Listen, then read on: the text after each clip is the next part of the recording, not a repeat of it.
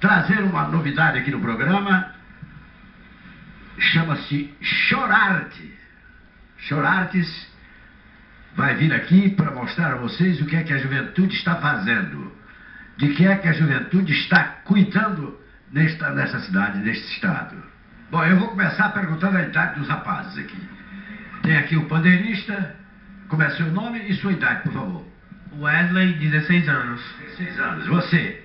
Jailson, 16 anos também. 16 anos. Você? Natan, 14. Natan, 14. Você? O Jean, 16 também. O Jean é o chefe do regional. Você lá? Gustavo, 17 anos. Aqui só tem menino. Eu vou até trocar o biscoito depois. Bom, nós vamos então, esse conjunto é de qual? É de colégio? É de alguma instituição? Isso, é lá do Colégio Piamata, a gente também faz a parte da banda também, e a gente quis montar o choro, o grupo de choro. Ok, vamos ver, vamos pôr o grupo de choro à prova aqui no programa de hoje. Eles inicialmente tocam, executam de Pixinguinha naquele tempo. Vamos lá.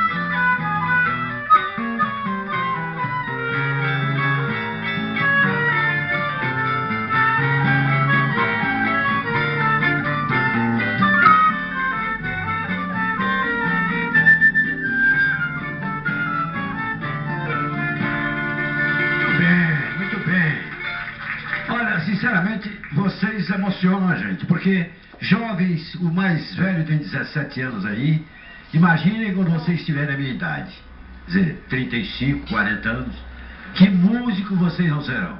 Parabéns, beleza o trabalho do Pia Marta, eu sabia que iria apresentar uma grande atração esta noite no programa. Agora, o choro da minha preferência, vocês vão tocar inclusive, de André Victor, André de Sapato Novo. Vamos lá. André de Sapato Novo. Tem alguém de Sapato Novo aí, não? Você?